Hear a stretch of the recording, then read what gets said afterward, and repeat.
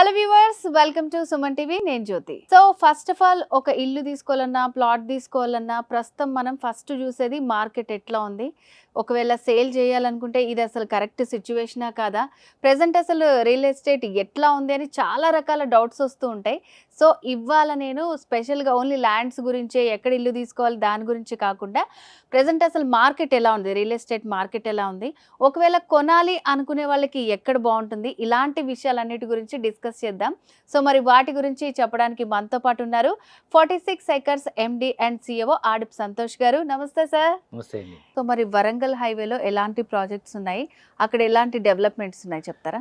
Exactly ఇంతకు మనం చెప్పుకున్నట్టు ఒక 3-4 హైవేలకు వరంగల్ హైవే లాంటి బెంగళూరు హైవే, ముంబై హైవే లాంటి వాటికి రైల్వే ట్రాక్ ఉంది కాబట్టి మనకు ఫాస్ట్ డెవలప్మెంట్ అవుతున్నాయని చెప్పాం కదా. సో ఇప్పటివరకు మనం ముంబై హైవే అని చెప్పుకున్నాము. సో ఇప్పుడు ఈ వరంగల్ హైవే కనుక డెవలపింగ్గా చూస్తే వరంగల్ హైవే అనేది మనకు ఒకప్పుడు స్టేట్ హైవే, అంటే వరంగల్కి వెళ్ళి అయిపోయేది. ఇప్పుడు మనకి ఇది ఏమైంది, నేషనల్ హైవే అయింది అనమాట. అంటే NH 202 నుంచి NH 163 అయింది. అంటే హైదరాబాద్ నుంచి హైవే వరంగల్కి వెళ్ళి ఆగిపోయే హైవేని పక్క స్టేట్ కూడా లేదు యాక్చువల్గా, బట్ ఇప్పుడు ఢిల్లీ వరకు కనెక్ట్ చేశారు. అందుకే దీన్ని NH 202 నుంచి 163 చేశారు. సో దీనివల్ల ఏమైందంటే హైదరాబాద్ ఢిల్లీ ఏదైతే ఇండస్ట్రీ క్యారిడార్ అనేది ఓపెన్ అయిపోయింది. సో ఆ ఏరియా మొత్తం గ్రీన్ బెల్ట్ ఇండస్ట్రీ క్యారిడార్గా అనౌన్స్ చేశారు. దానికి ప్యారలల్గా రైల్వే ట్రాక్ ఉండడమే దీనికి మెయిన్ ప్రత్యేకత. ఒకప్పుడు సింగిల్ రోడ్ ఉండేది వరంగల్ హైవే, ఇప్పుడు డబుల్ రోడ్ అయింది. ఇప్పుడు కాస్త 4 lane రోడ్, 6 lane రోడ్ అయింది సర్వీస్ రోడ్తో పాటు. సో ఆ రోడ్లో మనం డెవలప్మెంట్గా చూస్తే ఫస్ట్ ఆఫ్ ఆల్ ఇది ఈస్ట్ హైటెక్ సిటీ అంటారు. మనం వరంగల్ హైవేని ఈస్ట్ హైటెక్ సిటీ అంటారు. ఎందుకంటే హైదరాబాద్కి ఐటీ రెండు వైపులే ఉంది. ఒకటేమో వెస్ట్ అంటే Mumbai highway like Gachibowli Hitech City, రెండవది ఈస్ట్ అంటే వరంగల్ హైవేలో గట్కేసర్ దగ్గర మనకి Infosys, Raheja IT park, Mind Space, Accenture, Axis bank, ఈ విధంగా 30-40 కంపెనీలన్నీ వాళ్ళ హెడ్ ఆఫీస్లన్నీ అక్కడ ఓపెన్ చేసినాయి. సో అతిపెద్ద క్యాంపస్ కూడా అక్కడే ఉంది ఇన్ఫోసిస్ది. సో చాలా లక్షల ఉద్యోగాలు అక్కడ జరుగుతున్నాయి. ఒకప్పుడు 1000 రూపాయల గజం దొరికేది గట్కేసర్ దగ్గర, ఇవాళ 40-50 వేల నుంచి 1,00,000 రూపాయల గజం అయింది. ఒకప్పుడు అపార్ట్మెంట్ మనకు 7 లక్షలకు అమ్మింది సింగపూర్ టౌన్షిప్లో, ఇవాళ 1 కోటి రూపాయలు అమ్ముతున్నారు. ఒకప్పుడు ఆ రోడ్లో మీకు మేడిపల్లి, నారపల్లి, గట్కేస్ ఏరియాలో 20 లక్షలకు 30 లక్షలు ఇల్లు అమ్మేవాళ్ళు. ఇప్పుడు 2 కోట్ల నుంచి 3 కోట్లు ఇల్లు అమ్ముతున్నారు. అంటే మీరు అర్థం చేసుకోవచ్చు డెవలప్మెంట్ ఎట్లా ఉంది అనేది. ఇంకా దాని తర్వాత చూస్తే మనకు ORR తర్వాత మీకు ఎయిమ్స్ వచ్చిందనమాట. ఒకప్పుడు నిమ్స్ ఉండేది, ఇప్పుడు all India medical science like దీర్ఘకాలిక వ్యాధులైన HIV, తర్వాత క్యాన్సర్ లాంటి దీర్ఘకాలిక వ్యాధుల మీద R&D అండ్ ట్రీట్మెంట్ సంబంధించిన సుమారు ఒక 1000 పడకల ఆసుపత్రి అని చెప్పొచ్చు. సో పెద్ద యూనివర్సిటీ అది, medical university, central medical university. దాని తర్వాత మీకు బీబీ నగర్ ఏదైతే ఉందో, బీబీ నగర్ తర్వాత మీకు చెంగిచెర్ల, ఈ ఏరియా అంతా మీకు టర్మినల్ కాబోతుంది. టర్మినల్ అంటే ఇప్పుడు సికింద్రాబాద్ స్టేషన్ ఎట్లా ఉందో ఆ స్టేషన్ వరంగల్ హైవే నుంచి వచ్చే ట్రైన్స్ అన్ని బీబీ నగర్, చెంగిచెర్ల దగ్గర అయిపోతాయి. సో అది పెద్ద టౌన్ అయిపోతుంది. సో దాని ఒక పక్క కీసర టెంపుల్ ఉంది. దాని తర్వాత మీకు భువనగిరి ఫేమస్ పోర్ట్ ఉంది, భువనగిరి ఫోర్ట్ కింద మీకు ఒక పర్యాటక కేంద్రం డెవలప్ అవుతుంది. Plus Yadadri famous temple, Telangana తిరుపతిగా పేరొందనబడిన యాదగిరి టెంపుల్ సుమారు 2,000-3,000 కోట్లతో ఫుల్ డెవలప్ చేస్తున్నారు. దాని తర్వాత మీకు ఆలేరులో కొలనుపాక జైన్ టెంపుల్ ఉంది. వాళ్ళు కూడా 1000 ఎకరాల్లో 3,000 కోట్లతో సిద్ధక్షేత్ర ధామం అని ఒక పెద్ద ఆశ్రమం, మెడికల్ కాలేజు, ఫ్రీ ఎడ్యుకేషను చాలా డెవలప్ చేస్తున్నారు వాళ్ళు.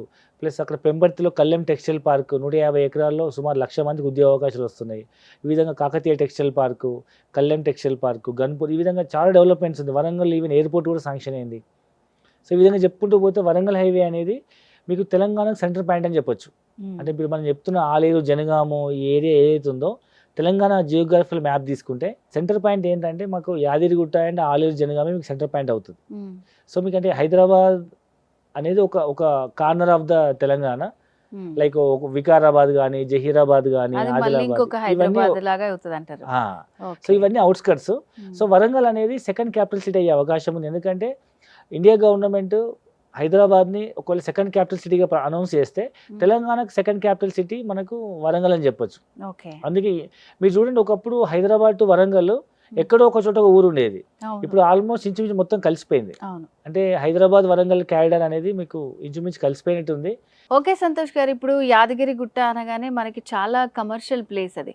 సో దాని చుట్టుపక్కల కూడా చాలా ప్రాజెక్ట్స్ ఉన్నాయి. సో మరి మీకు ఏమైనా ప్రాజెక్ట్స్ ఉన్నాయా, ఎట్లా ఉన్నాయి ఒకవేళ ఉంటే?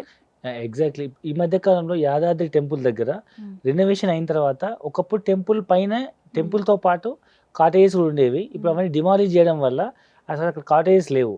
దేవస్థానం వల్ల కొత్త కట్టే కాటేజెస్ పెద్దగుట్ట పైన కడుతున్నారు, ఇంకా అవి స్టార్ట్ అవ్వలేదు కాబట్టి ఆ చుట్టుపక్కల ప్రాంతాల్లో స్టే చేయడానికి లాడ్జ్లకు చాలా డిమాండ్ ఉంది. ఎందుకంటే కొన్ని సత్రాలు ఉన్నాయి కానీ అవి మెయింటెనెన్స్ బాగుండదు కాబట్టి కొంచెం హైఫై పీపుల్ వెళ్తే హోటల్స్ లేవు. అక్కడ ఉన్న కొద్దిపాటికి 3,000 నుంచి 4,000 రూపాయలు ఛార్జ్ చేస్తున్నారు. సో ఆ ప్రాంతంలో కమర్షియల్ స్టూడియో అపార్ట్మెంట్స్ చాలా డిమాండ్ ఉంది కాబట్టి మేము ఆ ఏరియాలో 4 ఎకరాల్లో ఒక 4 టవర్స్ కన్స్ట్రక్ట్ చేస్తున్నాము. Fully gated community studio apartments అనమాట. ఒక 3 స్టార్ హోటల్, ఒక స్టూడియో అపార్ట్మెంట్స్ అనమాట. 1 BHK అండ్ 2 BHK, 1 రూమ్ కాదు.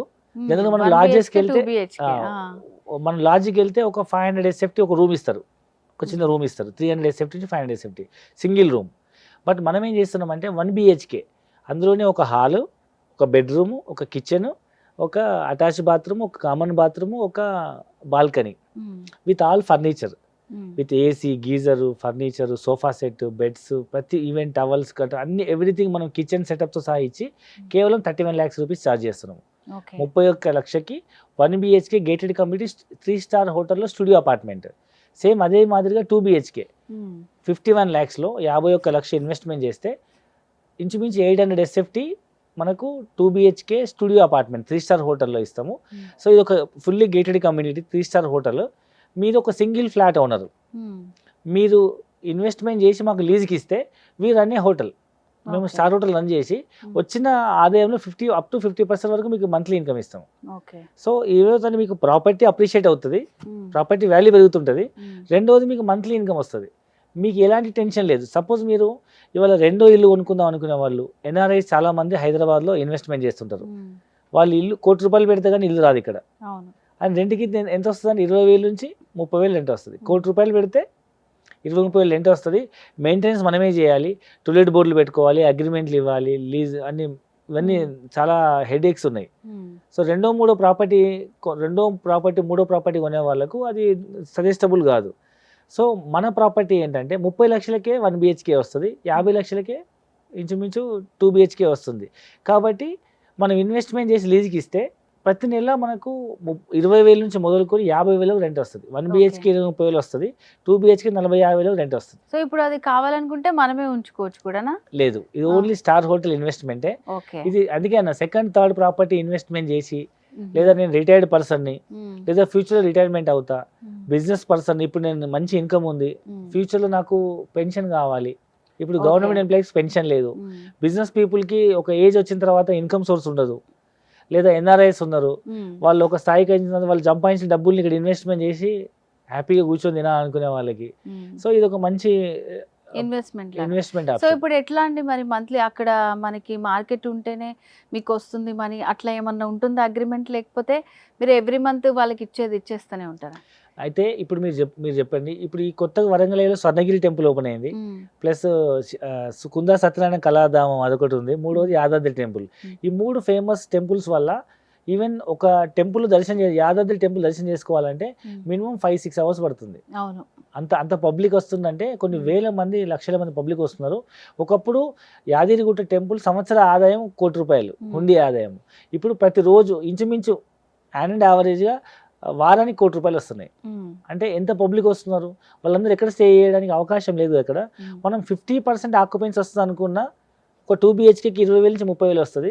సరే, ఒక 1 BHKకి 20,000 నుంచి 30,000 వస్తుంది, 2 BHKకి 40,000 నుంచి 50,000 వస్తుంది. ఓన్లీ సగం ఆక్యుపెన్సీ అయితే అనుకున్నా. సో నేను US లో ఉంటా, ఎగ్జాంపుల్ నేను UKలో ఉంటా, నాకు మంత్లీ లీజ్ ఇన్కమ్ కావాలి, ఫ్యూచర్లో నేను ఇండియాకి వచ్చి సెటిల్ అవుతే నాకు రెగ్యులర్ ఇన్కమ్ వచ్చేది కావాలి, తక్కువ బడ్జెట్లో నెల డబ్బులు వచ్చేది మంచి ఇన్వెస్ట్మెంట్ ఆప్షన్ ఇది. సో దీంట్లో మనము 4 టవర్స్ కన్స్ట్రక్ట్ చేస్తున్నాము, ఈచ్ టవర్ 5 floors. సో కింద స్టిల్ట్ కార్ పార్కింగ్. సో అన్ని ఫ్లాట్స్ మనం ఫస్ట్ ఫ్లోర్ అన్ని కనెక్ట్ చేస్తున్నాం, స్లాబ్స్ అన్ని. ఆ టవర్ మధ్యలో ఉన్న ఏదైతే స్పేస్ ఉంటుందో దాన్ని మనం చిల్డ్రన్ ప్లే ఏరియా లాగా పార్క్ డెవలప్ చేస్తున్నాము. పిల్లలు కిందికి వెళ్ళి ఆడుకుంటే యాక్సిడెంట్ అవుతుందన్న భయం ఉండదు. సో ఇక్కడికి వచ్చిన వాళ్ళందరూ ఆ స్లాబ్స్లో పార్క్ డెవలప్ చేస్తాం కాబట్టి ఇంటర్నల్ గార్డెన్స్లో ఆడుకోవచ్చు. కింద కార్ పార్కింగ్ ఉంటుంది.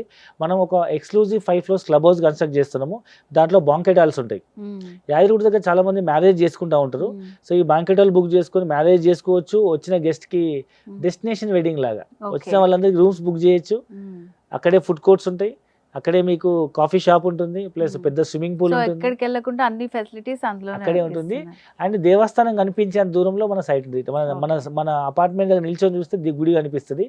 గుడిలో పెట్టే గంట లేదా గుడిలో పెట్టే ఏదైతే సుప్రభాతం ఉంటుందో మన సైట్ వరకు వినిపిస్తుంది. అంత దగ్గరలో ఉంటాం మనము. ఓకే. అండ్ ఫ్యూచర్లో మనం ఏమంటారు, ప్రతి ఒక్కరికి సెంటిమెంట్ ఉంటుంది కదా, దేవస్థానం దగ్గర నాకంటే ఒక ప్రాపర్టీ ఉండాలి.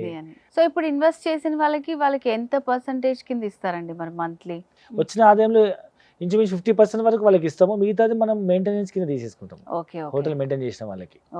సో దీనిలో ఉన్న బ్యూటీ ఏంటంటే బ్యాంక్ లోన్ ఫెసిలిటీ ఉంది. ఇది SBI approved, private banks approved, even finance approved. అంటే మీరేం మొత్తం కట్టాల్సిన అవసరం లేదు. 10 లక్షలు డౌన్ పేమెంట్ కడితే మిగతా 1 BHKకి లోన్ వస్తుంది. 20 లక్షలు డౌన్ పేమెంట్ కడితే 2 BHKకి లోన్ వచ్చేస్తుంది. సో ఇప్పుడు మనం కొత్తగా జాబ్ చేయడము లేదా బిజినెస్ చేస్తున్నాము, ఇప్పుడు మనం జాబ్ లేదా బిజినెస్ చేస్తున్నంత కాలం మనం EMI పేమెంట్ చేసి రిటైర్మెంట్ అయినప్పుడు ఇంకా EMI క్లోజ్ అయిపోతాయి కాబట్టి మన లైఫ్ లాంగ్ రాయల్టీ ఇన్కమ్ వస్తుంది. అండ్ ఇక్కడ ఉన్న బ్యూటీ ఏంటంటే సపోజ్ మనం మన కెరీర్లో నెలకు ₹1,00,000 సంపాదిస్తున్నాం, సేమ్ ఆదాయం మన పిల్లలకి ఇవ్వలేం కదా, వాళ్ళు మళ్ళీ మొదటి నుంచి కెరీర్ స్టార్ట్ చేయాలి. బట్ ఈ ప్రాపర్టీ కొంటే మనకి ఎంత ఆదాయం వస్తుందో సేమ్ మన పిల్లలకి జనరేషన్ వైజ్గా దేవస్థానం ఉన్నంత కాలం పబ్లిక్ వస్తుంటారు, మన ప్రాపర్టీ అనేది రెంట్ వస్తుంది కాబట్టి మళ్ళీ ఎప్పుడు కొత్తగా ఉంటుంది. ఎందుకంటే స్టార్ హోటల్ కాబట్టి వాళ్ళు నీట్గా మెయింటైన్ చేస్తుంటారు, మన ప్రాపర్టీ కొత్తగా ఉంటుంది, ప్రాపర్టీ పెరుగుతుంటుంది, మనకు వచ్చే ఆదాయమే పిల్లలకు జనరేషన్ వైజ్ ఇన్కమ్ వస్తుంటుంది. ఓకే, వాళ్ళు జస్ట్ ఇన్వెస్ట్ చేస్తే చాలు, అక్కడ ఉన్నదంతా మెయింటెనెన్స్ కానీ సో దాని డెవలప్మెంట్ కానీ అంతా మీరే చూసుకుంటారు. ఈవెన్ నాకు లోన్ రాదు, నాకు IT రిటర్న్స్ లేవు, సరైన ప్రూఫ్స్ లేవు అనుకున్న వాళ్ళకి కూడా శ్రీరామ్ హౌసింగ్ ఫైనాన్స్ ద్వారా వాళ్ళ టర్న్ ఓవర్ బేస్ చేసుకుని కూడా మనం ఫైనాన్స్, హోమ్ ఫైనాన్స్ ఇప్పిస్తున్నాం. సో గవర్నమెంట్ జాబ్ బిజినెస్ కావాల్సిన అవసరం లేదు, చిన్న చిన్న పనులు చేసుకునే వాళ్ళు కూడా నేను పిల్లల కోసం ఇన్వెస్ట్మెంట్ చేస్తానే వాళ్ళకు మనం శ్రీరామ్ హౌసింగ్ ఫైనాన్స్ ద్వారా కూడా ఇప్పిస్తున్నాం. ఓకే, సో యాదగిరి గుట్ట దగ్గర అది కూడా చాలా మంచి డెవలప్ అయిన ఏరియా.